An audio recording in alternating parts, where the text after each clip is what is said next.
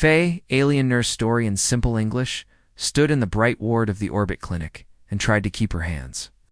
Steadish was a new nurse from a gentle world of soft light and quiet airs, had trained for cycles on the anatomy of many kinds, had seen scale and fur and silver skin that hummed like glass in a breeze a bit. She had never seen a human body when the message came from the docking bay. She felt a small tremor in her limbs. The med pod slid open, and a rescue crew lifted a patient.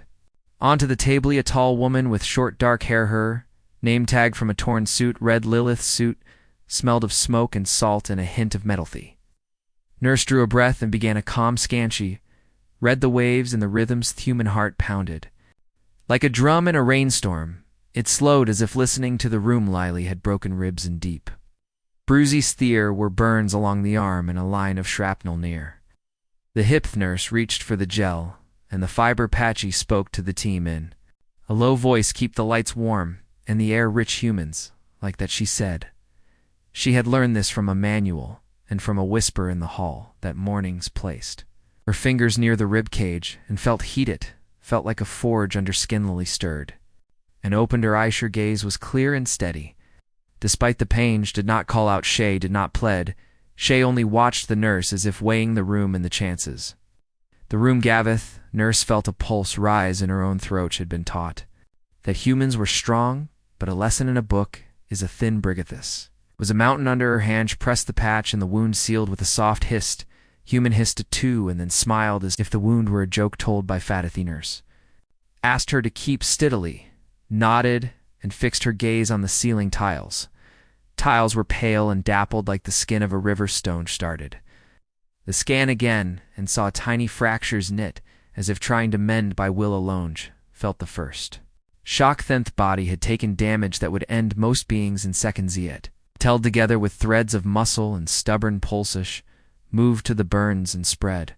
Cooling foam steam rose, and the air tasted faintly of rainly. Whispered, "Name Kate," she whispered. Nurse leaned close and asked in a gentle voice. "Who?" Kate Wasley said. "Kate is my friend. Kate stayed in the ship to keep the core from blowing. She told me to run," she said. "Someone has to tell the story." Nurse felt another tremor, not of fear, but of awe, and a little grief for a person she had not met. She had read that humans carry one another in hard times. She saw how heavy that carrying could be, and how light they made it seem. She checked the hip where the shrapnel lay. She could not remove it without a deeper sleep. She asked if Lily would accept it. Calm cloudily shook her head and said, "No, not yet. Need to talk while I can." Her breath hitched, but her eyes were steady. "Tell me. After I talk I will rest." Nurse looked to the doctor on duty, a pale figure with wings like leaves. Doctor nodded and stepped back. To Nurse stayed by the table and listenedly spoke in a plain voice. Came to help a minor pod on the dark side of the moon. The pod was leaking, and the crew was trapped. A flare hit our hull, and the alarm sang. Lost power and spun like a coin. Kate took the manual crank and fed the core. Ash smiled and said, "I bet the core likes a good meal." He told her that was a bad joke, and she said, "Bad jokes are fuel too." Got the pod out. They are alive out there on a tug. Now then the second flare hit and we lost the port wingy. Strapped in and rode. The fire ray woke up in the dock, and you were hurry. Her words came in little waves that would have drowned most patients, but she kept going until the last wave broke and fell into a quiet pool. Nurse wrote a note in her slatter. Resilience beyond modal Spain, tolerance beyond scale, humor in tech tapu and tech team bond intensathon. She realized her hands were in shaking again. She set the slate aside and breathed with Lillian and out slow as a tiddish. Told Lily that she had courageously said, "Courage is a group habit. He practice it because my friends practice it. It is easier that way." Nurse thought of her own cohort and felt a soft stink. The often hid from discomfort. The avoided the hard wards and the heavy. Kasesh felt a small shame and a rising wish to do better. Adjusted the foam and the patch and checked. The eyes against pupils were bright, and the gaze was still clear. Nurse asked about the heat in the chest. Lee laughed. "A little human engines run hot." She saddened. The nurse felt the second shock bloom into a wide field of wonder. She pressed the scan to the rib cage and watched the numbers march in brave Roche. Thought of the rescue math of the tug pushing a broken pod across a dark sea. Thought of Kate at the crank and the core that drank bad jokes and kept them warm. She whispered to her own heart. Inside her chest, be brave Tuin. The next hour, the ward changed word. Gah! Spread among the staff that a human had landed in bay. 2, and lived through a burn and a fall and a came by to check readings and left with quiet faces and full ice another. Nurse named. Mia brought a cup of sweet salt water for the patiently sipped and thanked Hermia asked. How she felt lately said, I feel like a door that was kicked open by a friend and found the room outside. Was bigger than I feared. Mia smiled and said, that sounds like a good room. The doctor returned with consent for the sleep, and the removally looked at the nurse, who had stated her SID. A nurse did not want to leave the moment, or the lesson said. I will be here when you wake. Lee said, I know her. Voice was light the way a rope is light when it holds a bridgeth. Room dimmed, and the calm cloud flowed over the bed like a soft tidalily drifted, and her face relaxed. Nurse guided the tool, and the doctor steadied the field thee, lifted the shard from the hip and sealed the path that had torn the shard, clinked in the tray like a tiny bell in a far wind. Nurse felt a third shock, then it was the simplest one.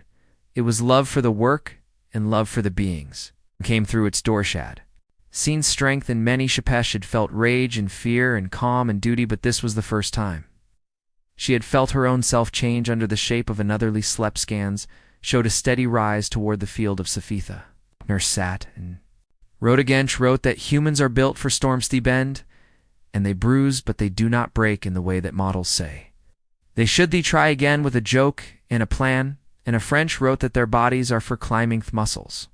Hang like ropes on a mast, bones brace like beams blood, runs like fire in a small clear river. Wrote that their minds make maps in the dark and draw lines from here to home and from fear to action. Wrote that their hearts, when they are good hearts, can warm a room of strangers. Stopped writing when Lily sturdily opened her eyes and held the nurse with a calm look. I clear? She asked with a soft rasp.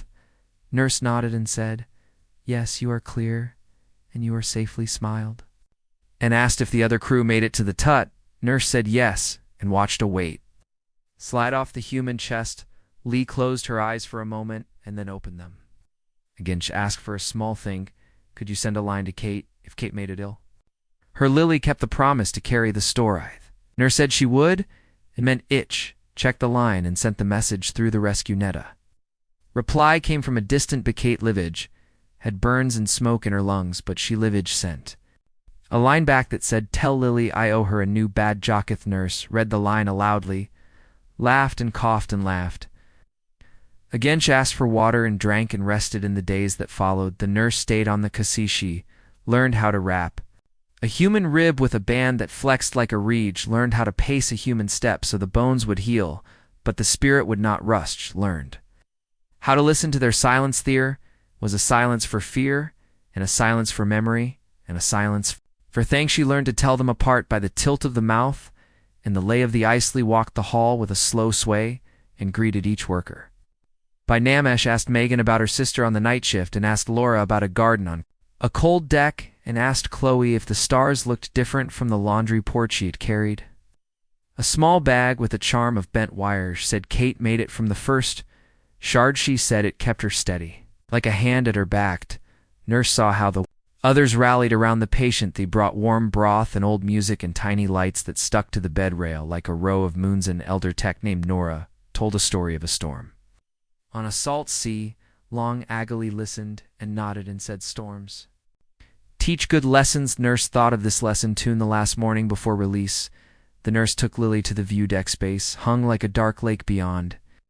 The glass moon turned slow and pale, and the planet wore blues and browns like a broken marble. Lily stood with one hand on the rail and breathed the thin, cool air. Said a line that the nurse wrote down. Ladder said humans break, but they break.